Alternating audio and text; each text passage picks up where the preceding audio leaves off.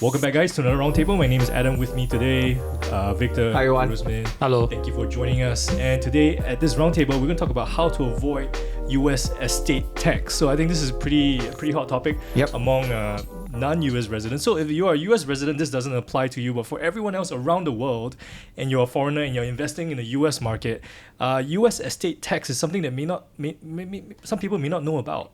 So we're going to talk about this and how expensive this could actually be and how you can actually avoid it. So let's first explain what US estate tax is all about for non-US residents. So, before I show you the number that you may be liable to pay the tax to the US, when we say that how to avoid the tax, we say avoid legally, not not in the illegal method and all that.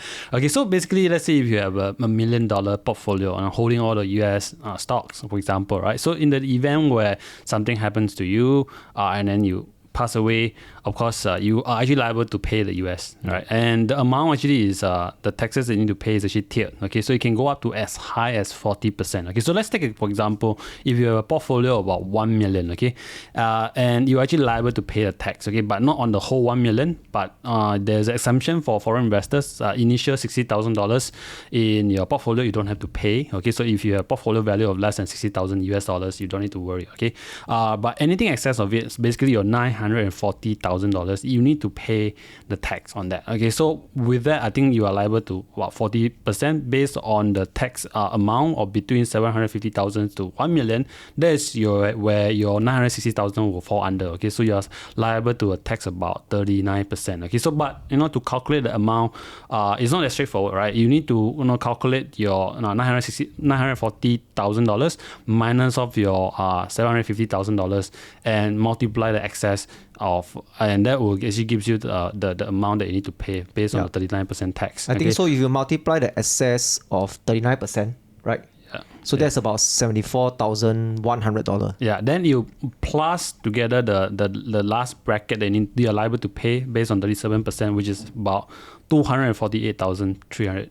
$300. That will give you about $322,000. So altogether is a tax of estate tax of $322,000 for a portfolio. 1 million the portfolio. Yes, so basically, your U.S. securities, if it's 1 million and you die, and the IRS finds out about it, the tax is $320,000. Yes, that's very expensive.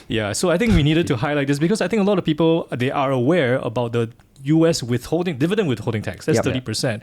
But not many people know about the U.S. estate tax, and it can go up to, like I said, up to 40%. There's a tier, there's a table that we're going to flash up and everything. So it can get really, really expensive. So if you don't know about this, and it's pretty expensive. So I think let's define as well what U.S. assets are taxed when it comes to the estate tax. So basically, when you talk about the 1 million taxable amount, right? The main one that you're going to be taxed is the stocks that you own, right? All those U.S. stocks that are U.S. incorporated entity, right? Then your U.S. bonds that are non-tax exempted, and especially your ETF, everybody's favorite, buying the SPY, VOO, QQQ, they are all domiciled in the U.S., right? They tax you based on the domicile, not based on the listed.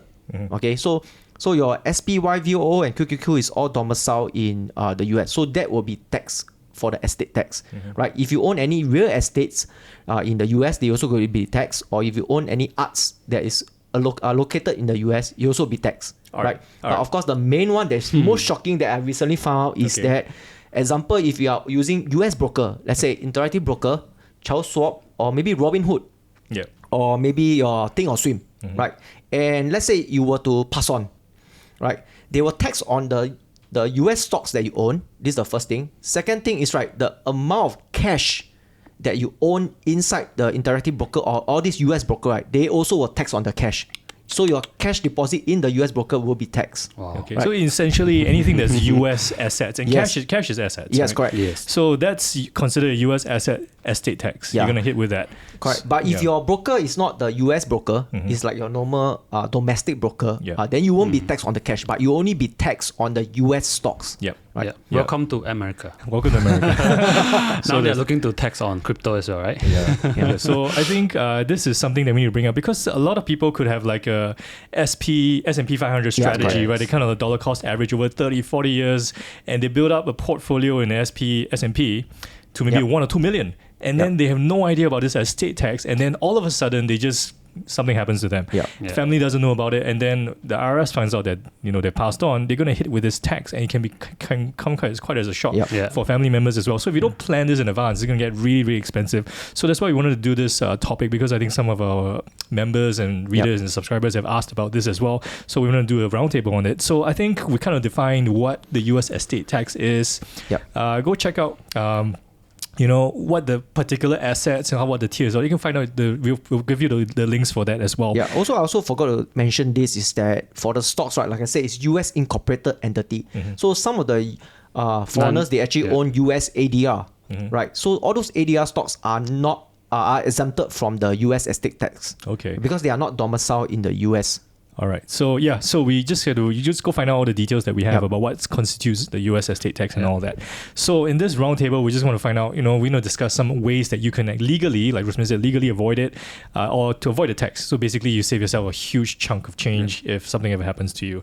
So how do we avoid the U.S. estate tax in a proper way? I mean, if there's someone can share some of the examples. Don't die. Actually, we can talk about that in some way later on. There's some ways that you don't die. Okay. Right? I mean, that'll be the next topic, right? That's what people say, right? The only thing that is certain is tax and your death, right? So unfortunately, we have this topic that we need to talk about, right? So I think the best way to do it is for me personally, I actually buy a term insurance.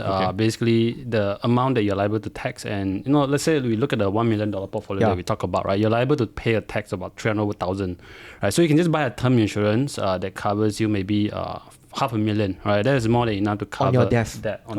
Right? So in the event when you pass on, you actually entitled to this amount. Okay, so when I say term, basically you have those like 20, 30 years, that kind of a policy, not the whole life insurance, because whole life can be quite costly as compared to a term. Term usually are very reasonable in Singapore. Yeah, I think that's a pretty good way. So it's like, you're going to be taxed this amount, just, buy insurance to cover that cost if something ever happens to you. I think that's a good way to put it. Yeah, so term life is a pretty reasonable way, quite not that expensive to cover death and just to cover that cost of that. So if you haven't considered that, maybe you're a millionaire yourself, whoever you're watching this, and you have a lot of money in the US markets, then maybe you want to consider term life insurance. So what about another way that you could actually avoid this? So instead of buying those SPY, QQQ or VOO, you can buy those Irish domicile ETF, right? Then you will not have estate tax, right? I think, Adam, you did a very extensive video on that, right? Yeah, so I think there's one previous YouTube video that we did comparing the Irish domicile ETFs versus the US domicile one. So essentially, I gave the example of, if you want to invest in the S&P 500, there's a very famous one, which is the SPY. But that's a domicile in the US, and because it's domicile in the US, you face this estate tax. And of course, you have your 30% dividend withholding tax. So if you're a foreigner, it may not make sense to invest in the US domicile one, because there are Irish domicile options as well. It's basically the same thing. You own the same 500 stocks, but because it's domiciled in Ireland, you reduce your withholding tax to 15%. And you avoid the estate tax entirely, because Ireland doesn't have an estate tax. And by the way, those funds are usually listed in the London Stock Exchange, which is, I think, easily accessible. So Ireland doesn't have an estate tax for foreigners anyway. I don't know about Irish citizens, but so if you have an ETF strategy in the US, you want to buy the S&P or the QQQ. I'm not sure if there's an Irish domicile QQQ anyway, but let's just say the S&P 500, let's say you have that strategy where you're going to dollar cost average for 30, 40 years. I think you should seriously consider investing in the Irish domicile one to avoid the issue of estate tax. And of course, you get a lower dividend withholding tax as well. I think that's a really good strategy. But of course, if you're looking at individual stocks, you want to buy Google, you want to buy Facebook, Apple, you can't do that because they're domiciled in the US, listed on the US exchanges and all that. So you can't avoid the estate tax in that sense. But for the ETFs, go for the Irish domicile ones. All right. So any other ways that we can avoid the US estate tax? The other way is, of course, having a joint account. Right. So if you have a spouse, right, you can always open an account together with your spouse, right, be it a husband or be a wife, not mistress. So someone that you can really trust, and then Do you trust your spouse? Yes. She's watching. watching actually. So once you have, let's say you are married, right, and you can just open the account together with the spouse, and then if anything happened to you or your spouse, still have access to the account. Still have a control to the account, and you can always liquidate the position and then transfer the money back to the joint account as well, right? Yeah. So that is one way to do it. But if you travel together and if something happened to you guys, unfortunately, I mean, if you die together, it doesn't matter already, honestly. Get the term life insurance. Get the term life insurance. But if you get the term life insurance, you also don't know who's going to get your money, am I right? Unless you have kids. Beneficiaries all the way down to your kids or your mistress, but usually your kids also. I mean, seriously, I mean, I know there are people who actually travel separately. I mean, they don't travel because they have a business to run. They have all this structure that they actually organize on top level, so they try not to travel together. Okay, so there's one way that you can manage the risk from there. I mean, we also travel separately. I mean, at a business level, but I don't think with your wife you want to unless you want to avoid your wife. You want to sit on the same plane with her. But you can set up a joint account. If something happens to one person, the other person is still in control of that account. I think this is actually a bit of a gray area because I think if the IRS finds out about this, you could still be liable for estate tax. But then I read an article somewhere on, I think it was CNBC, there was this article where basically the IRS just has no idea because it's pretty hard to track who's dead overseas, right? They don't share the account, right, with other governments. You're not going to tell who's dead, but of course if they find out, obviously the tax is going to hit straight away. There's no two ways about it. Yeah. But if they don't know about it, it's really hard for some, the IRS to find out who's dead overseas. So if you're a celebrity, you're very well known in the US, if something happened to you and appear in the news, I think you probably can't avoid that.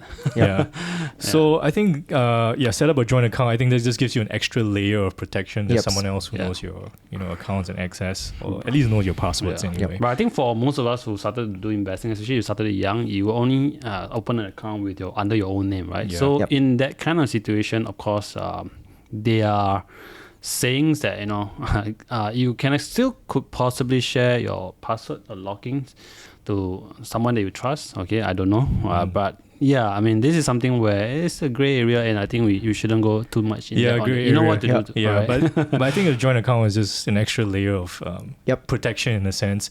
But I think the best ways are still just to basically purchase some term life insurance. I don't think it's that expensive.